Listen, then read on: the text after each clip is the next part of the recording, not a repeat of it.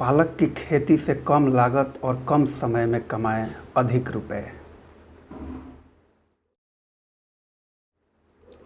नमस्कार, मैं हूं अभिषेक और आप देख रहे हैं अन्नदाता समाचार। आज हम बात करेंगे पालक की खेती के बारे में, जिसमें कम लागत में आप बहुत अधिक मुनाफा कमा सकते हैं। पत्तियों वाली सब्जियों में पालक भी एक महत्वपूर्ण सब्जी होती है, जिसकी खेती संपूर्ण भारतवर्ष में की जाती है। पालक में पौष्टिक गुणवत्ता विटामिन ए, बी, सी, ई, लोहा, मैग्नीशियम, फास्फोरस, जस्ता, प्रोटीन और आहार का अच्छा स्रोत पाया जाता है। पालक के खेत के जुताई व मिट्टी की तैयारी के बारे में अगर हम बात करें तो पहली जुताई मिट्टी पलटने वाले हल से करनी चाहिए।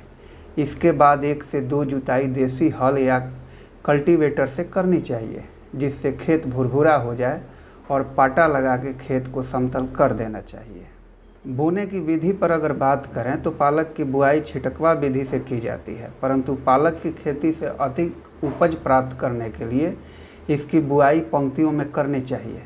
पालक की खेती पंक्ति में बुआई करने के लिए पंक्तियों व पौधों की आपस में दूरी क्रमशः 20 से 25 सेंटीमीटर रखनी चाहिए।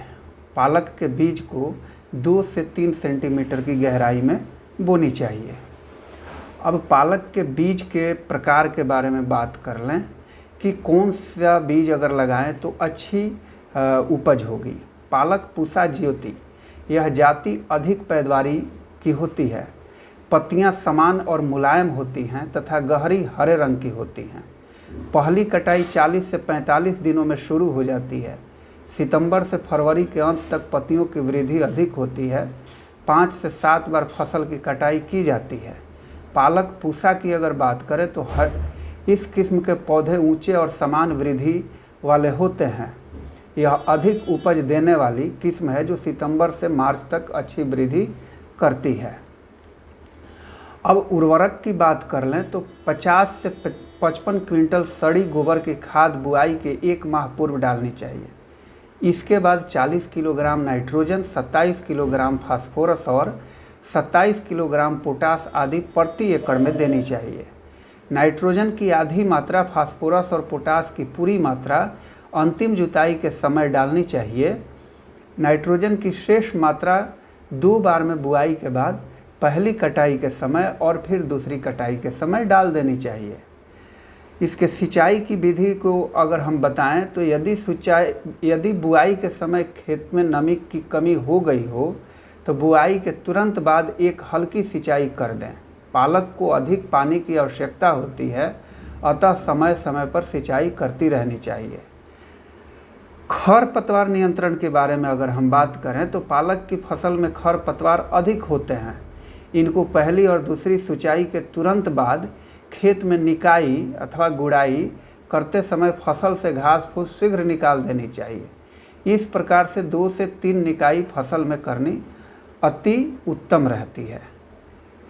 अब इसमें लगने वाले रोग और कीटों पर बात करें तो पालक के पत्तों पर इल्ली का प्रकोप अधिक होता है। इसके रोकथाम के लिए इमामेक्टिन बेंजोएट 5% और एसजी 100 ग्राम प्रति एकड़ पानी में घोलकर छिड़काव करनी चाहिए।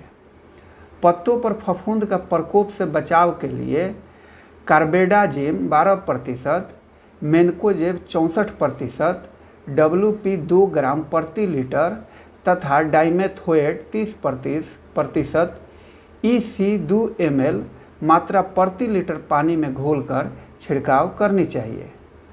अब इसकी उपज पे बात करें तो पालक को बुआई के 1 महीने के बाद जब पत्तियों की लंबाई 15 से 30 सेंटीमीटर के करीब हो जाए तो पहली कटाई कर देनी चाहिए।